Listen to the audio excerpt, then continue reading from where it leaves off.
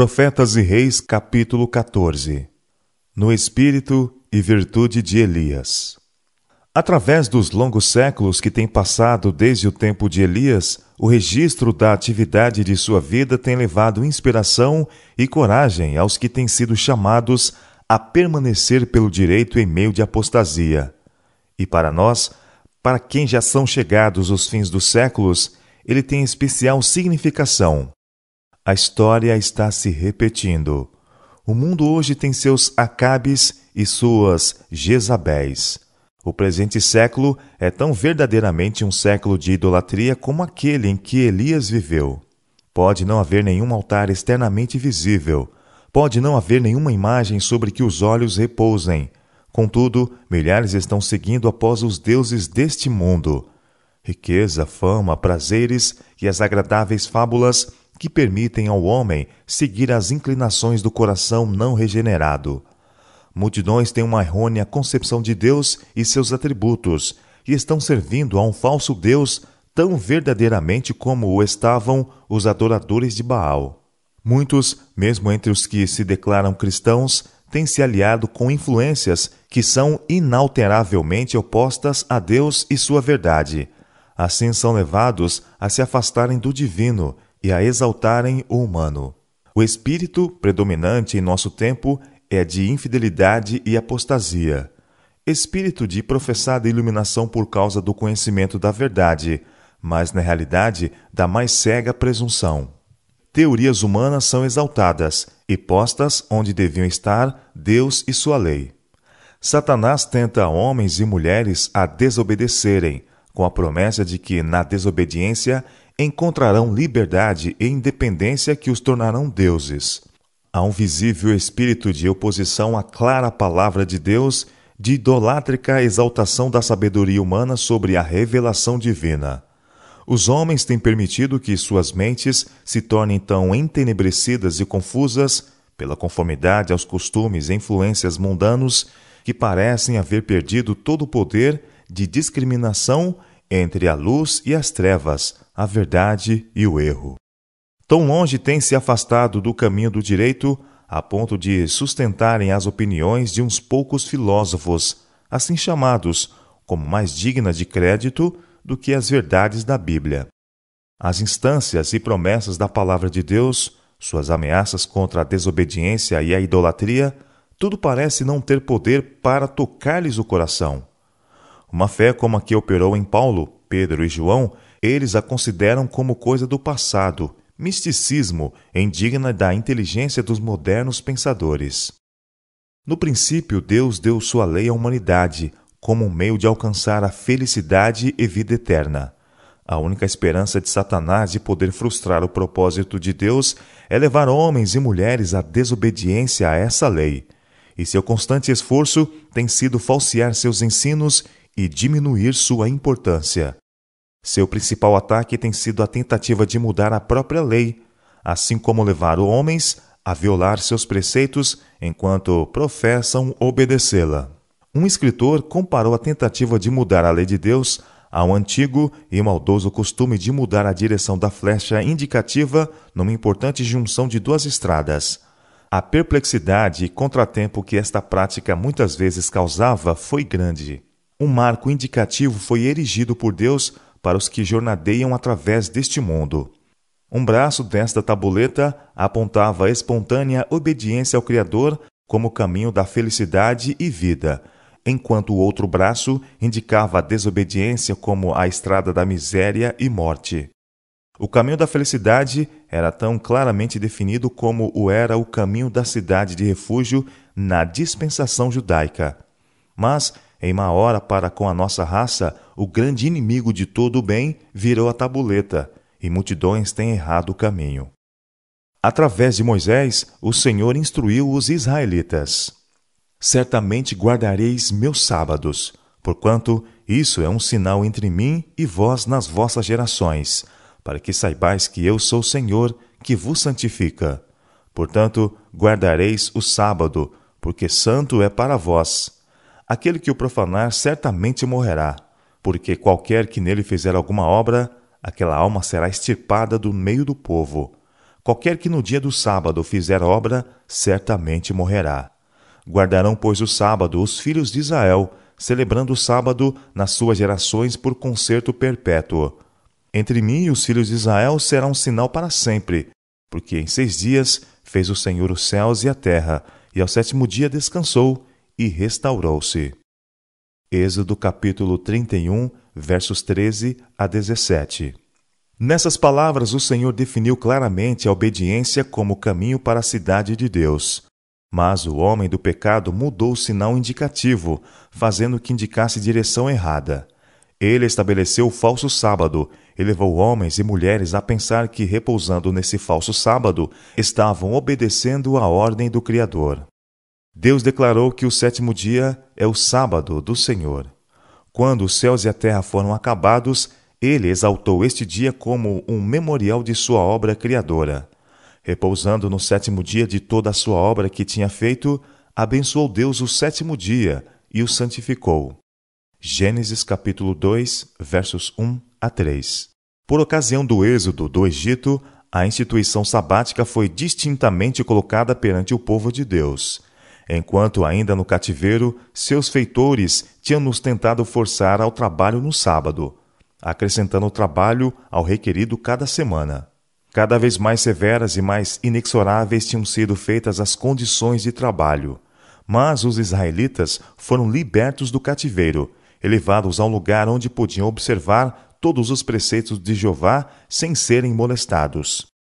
No Sinai, a lei foi proclamada, e uma cópia em 2 tábuas de pedra, escritas com o dedo de Deus, foi entregue a Moisés.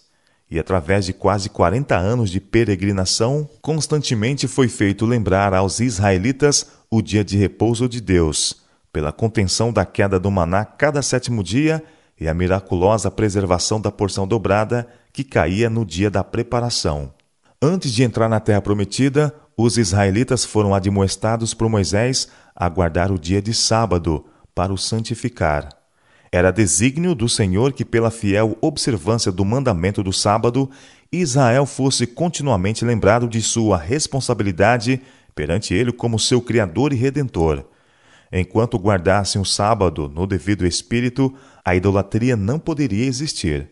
Mas fossem as exigências deste preceito do Decálogo postas de lado como não mais vigentes, o Criador seria esquecido, e os homens adorariam outros deuses. Também lhe dei os meus sábados, declarou Deus, para que servissem de sinal entre mim e eles, para que soubessem que eu sou o Senhor que os santifica. Contudo, rejeitaram os meus juízos e não andaram nos meus estatutos, e profanaram os meus sábados, porque o seu coração andava após os seus ídolos. Em seu apelo para que tornassem a ele, o Senhor lhe chamou a atenção outra vez para a importância da santificação do sábado. Eu sou o Senhor vosso Deus, disse ele. Andai nos meus estatutos e guardai os meus juízos e executai-os.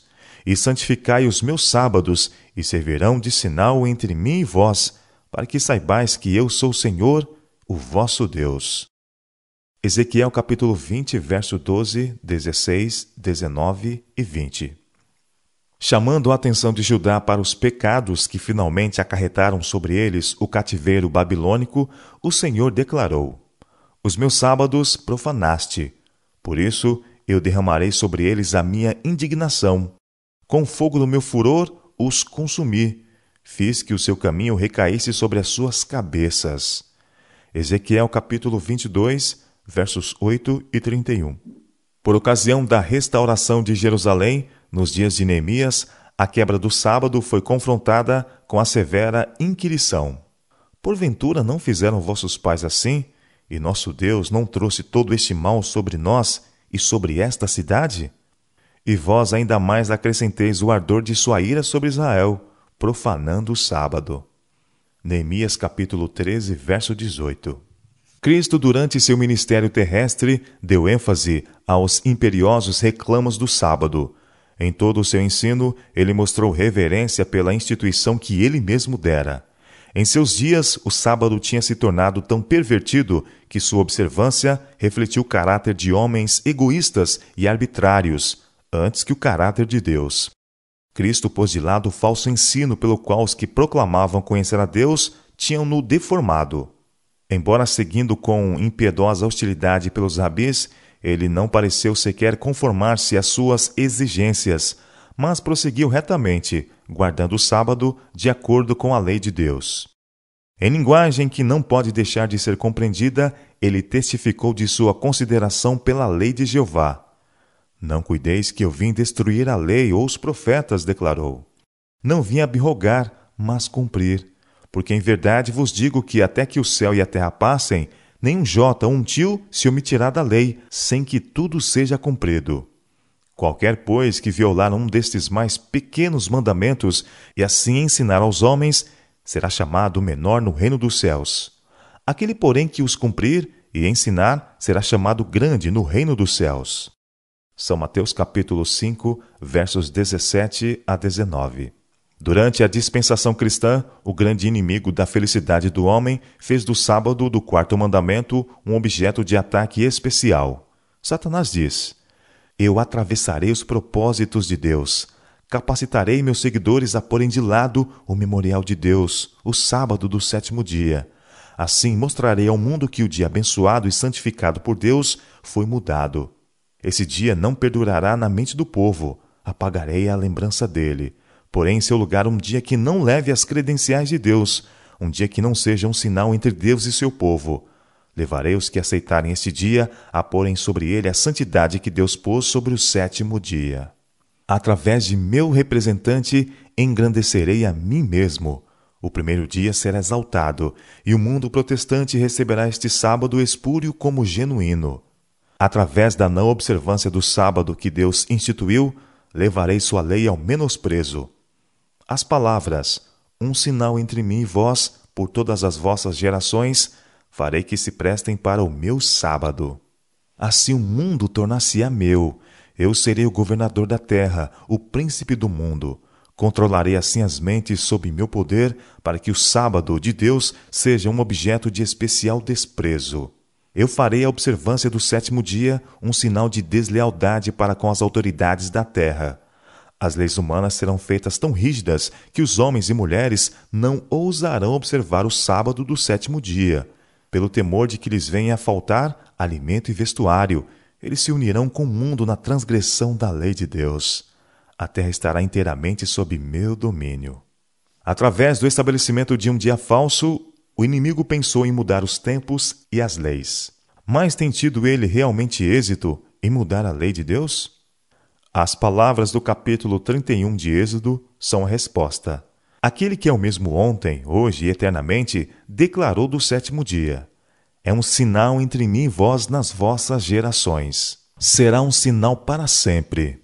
Êxodo capítulo 31, versos 13 e 17. A tabuleta virada está indicando um caminho errado, mas Deus não mudou. Ele ainda é o poderoso Deus de Israel. Eis que as nações são consideradas por ele como gota de um balde, e como pó miúdo das balanças. Eis que lança por aí as ilhas, como a uma coisa pequeniníssima. Nem todo o Líbano basta para o fogo, nem os seus animais bastam para holocaustos. Todas as nações são como nada perante ele. Ele considera-as menos do que nada, e como uma coisa vã. Isaías capítulo 40, versos 15 a 17. Ele é tão zeloso de sua lei agora como o era nos dias de Acabe e de Eliseu. Mas como é esta lei desrespeitada? Vede o mundo hoje em aberta rebelião contra Deus. Esta é, na verdade, uma geração obstinada, carregada de ingratidão, de formalismo, de insinceridade, de orgulho e apostasia. Os homens negligenciam a Bíblia e odeiam a verdade. Jesus vê sua lei rejeitada, seu amor desprezado, seus embaixadores tratados com indiferença. Ele tem falado por intermédio de suas misericórdias, mas estas não têm sido reconhecidas. Tem falado por meio de advertências, mas estas não têm sido ouvidas. O santuário da alma humana tem se tornado lugar de não santificado intercâmbio. Egoísmo, inveja, orgulho, malícia, tudo é aí acariciado. Muitos não hesitam em escarnecer da palavra de Deus. Os que creem nesta palavra, logo que além, são postos em ridículo. Há um crescente menosprezo pela lei e a ordem, oriundo diretamente da violação das claras ordenações de Jeová. A violência e o crime são o resultado do afastamento do caminho da obediência.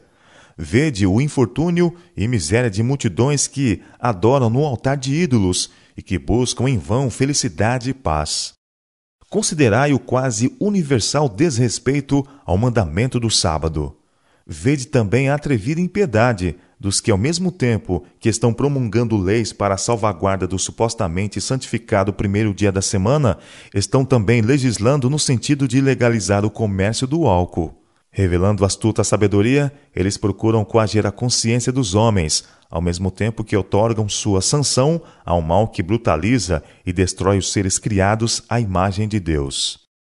É Satanás em pessoa que inspira tal legislação. Ele sabe muito bem que a maldição de Deus recairá sobre os que exaltam proposições humanas acima do divino, e faz tudo o que está em seu poder para levar os homens à estrada larga que termina em destruição. Tanto tempo têm os homens cultuado opiniões humanas e humanas instituições que o mundo inteiro quase está indo após os ídolos. E aquele que se tem esforçado para mudar a lei de Deus está usando todo o enganoso artifício para induzir homens e mulheres a se formarem contra Deus e contra o sinal pelo qual os justos são conhecidos. Mas o Senhor não permitirá sempre que sua lei seja quebrada e desprezada com impunidade. Tempo virá quando os olhos altivos dos homens serão abatidos e a altivez dos varões será humilhada, e só o Senhor será exaltado naquele dia. Isaías capítulo 2, verso 11. O ceticismo pode ameaçar os reclamos da lei de Deus como mofa, zombaria e negação. O espírito de mundanidade pode contaminar a muitos e controlar alguns. A causa de Deus pode conservar sua posição unicamente mediante grande esforço e contínuo sacrifício. Mas no final, a verdade triunfará gloriosamente. Na consumação da obra de Deus na terra, a norma de sua lei será de novo exaltada.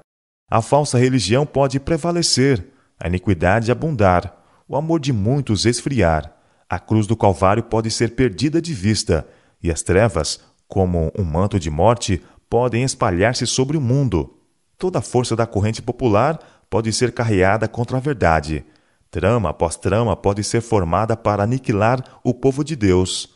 Mas, na hora de maior perigo, o Deus de Elias levantará instrumentalidades humanas para dar uma mensagem que não será silenciosa. Nas populosas cidades da terra e nos lugares onde os homens têm ido mais longe em falar contra o Altíssimo, a voz de severa repreensão será ouvida. Corajosamente, homens indicados por Deus denunciarão a união da Igreja com o mundo. Com fervor, chamarão homens e mulheres para que voltem da observância de uma instituição de feitura humana para a guarda do verdadeiro sábado. Temei a Deus e dai-lhe glória, proclamarão a toda a nação, porque vinda é a hora do seu juízo. E adorai aquele que fez o céu e a terra, e o mar e as fontes das águas. Se alguém adorar a besta e a sua imagem, e receber o sinal na sua testa ou na sua mão, também o tal beberá do vinho da ira de Deus, que se deitou, não misturado, no cálice da sua ira. Apocalipse capítulo 14, versos 7 a 10. Deus não quebrará seu concerto, nem alterará aquilo que saiu de seus lábios. Sua palavra permanecerá firme para sempre, tão inabalável como seu trono. Por ocasião do juízo, este concerto será manifesto, claramente escrito com o dedo de Deus. E o mundo será citado perante a barra da justiça infinita para receber a sentença. Hoje, como nos dias de Elias, a linha de demarcação entre o povo que guarda os mandamentos de Deus e os adoradores de falsos deuses está claramente definida. Até quando cocheareis entre dois pensamentos? Clamou Elias. Se o Senhor é Deus, segui-o, e se Baal, segui-o. 1 Reis capítulo 18, verso 21. E a mensagem para hoje é: caiu a grande Babilônia. Sai dela, povo meu, para que não sejas participante dos seus pecados, e para que não incorras nas suas pragas, porque já os seus pecados se acumularam até o céu, e Deus se lembrou das iniquidades dela. Apocalipse capítulo 18, versos 2, 4 e 5. Não está longe o tempo quando virá a prova a cada alma. A observância do falso sábado será imposta sobre todos. A controvérsia será entre os mandamentos de Deus e os mandamentos dos homens. Os que passo a passo têm se rendido às exigências mundanas e se conformado a mundanos costumes, então render-se-ão aos poderes existentes, em vez de se sujeitarem ao escárnio, ao insulto, às ameaças de prisão e morte.